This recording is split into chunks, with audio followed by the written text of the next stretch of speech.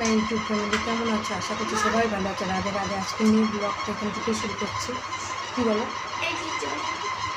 খাও। এই যে কেবল শুরু হলো কাজ। দেখো আজকে কী কী কাজ করি।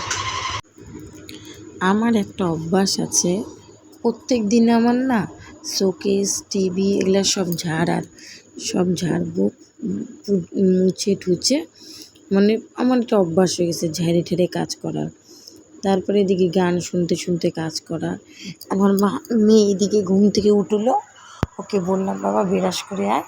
ও বেরাস করতেছে, ততক্ষণ গানটা শুনবো, মানে যতক্ষণ ও খাবার খাবে। তারপরে বই নিয়ে বসবে, তখন গান বন্ধ। এদিকে গান শুনতেছি, আরামসে মনের সুখে কাজ করতেছি। এখন যে মাঝে মাঝে একটু ফোনটা নিয়ে গান করতেছি, কারণ টিভির যেহেতু সাউন্ড আছে না, ওর জন্য মানে ভিডিও তো সাউন্ডটা গেলে তো আর হবে না না। তবে দেখে আমি মুখে গালে হাত দিয়ে বলছি আমার গান করতে খুব ভালো লাগে। দেখো বিছানাটা গুছিয়েছি কেমন, ভালো হলে কমেন্ট করে বলো যে দিদিভাই তোমার বিছানাটা গুছানো সুন্দর হয়েছে।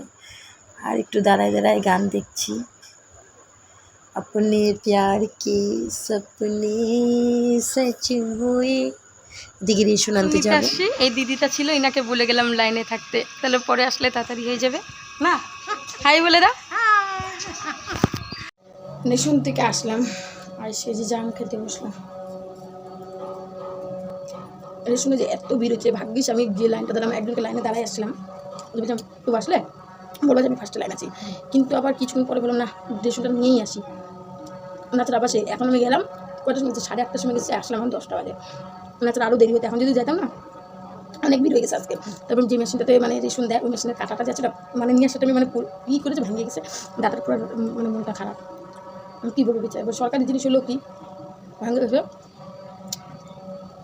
ওই জন্য তাড়াতাড়ি করে আসলাম। আসলাম খুব কেমন লাগতেছে, তখন রোদ্দু নাই, আবার রোদ্দু আছে, থাকে থাকে রোদ্দুটা দিচ্ছে। কয়েকদিন ধরে যে এরকম রোদ্দু দিচ্ছে না, কী বলবো, ঘরে থাকা যায় না। একটা আমাদের ঘরটা খুব নিচা, হাওয়া টাওয়া বাতাসে দিচ্ছে না, বারান্দার মধ্যে গেটটা খুলে দিলে তাহলে আমরা বুঝতে পারি পুরো গরম। তো কালকে একটু বৃষ্টি দিচ্ছে বলে ভাবছি রাত্রে একটু আরামসে ঘুমাবো। লাইনও চলে গেছে, লাইনে চলে গেছে, ঘুমানো চন্ডি উঠে গেছে, চন্ডি উঠে গেছে না, কী বলে জানি ঘুমে একটা কী বলে না, যে কী জানি হারাম না, একটা কী জানি বলে। আমার কাজ যখন হয়নি, কাজ করতে একটু দেরি হয়ে যাবে। তোকে বৃহস্পতিবার এগুলো ঝামেলা একদম পছন্দ না। রেশন অন্যদিন দাও, বৃহস্পতি দিবার দিও না। তো সারা রাত ঘুমাই, ঠিক করে ঘুমাই। সকাল সকাল বলতো উঠতে ইচ্ছে করে, তা উঠে গেছি, লাইন নাই, ঘুম পাচ্ছে না, থেকে বেলা উঠে বসে থাকলে মানে ভালো। জামগুলো তো পাথর, দেখো ছোট্ট পাথর। আমাদের মানে বাপের বাড়ির পাশে একটা দাদুর গাছ আছে, গাছটা অনেক জাম ধরতো। জাম গাছটা আছে, লিচু গাছটা কাটিয়েছে সবাইকে, কিন্তু লিচু গাছ থেকে সব লিচু চুরি করে নিত, ওই জন্য লাস্টে লিচু গাছটা কাটি। জাম হচ্ছে দুপুরবেলা খাই দেয়, দিদি জাম গাছের তলে বসে, আর অনেক বড় বসে জাম গাছে দিয়ে বড়, এত বড় মানে উৎপল কাকু আছে না, উৎপল কাকুদের বাড়িতে মিষ্টি বড় বড় সব বাচ্চাগুলো ওখানে দাঁড়ায় থাকতাম মিষ্টি। এটা খায়, এগুলো রেডি করবো, স্কুলে দিয়ে আসবে, আমি সব কাজগুলো আসছি না। পুরো গরম লাগতেছে। এখন মেয়েকে ভাতটা নামাই দিয়ে, বটবটি ভাজাটা নামাই দিয়ে মেয়েকে আগে স্কুলে দিয়ে আসবো, টাইম হয়ে যাচ্ছে। বাবা রেডি হও তাড়াতাড়ি বাবা। এদিকে বটবটি আলু ভাজা করতেছি, বটবটি আলু ভাজাটা হয়ে যাবে।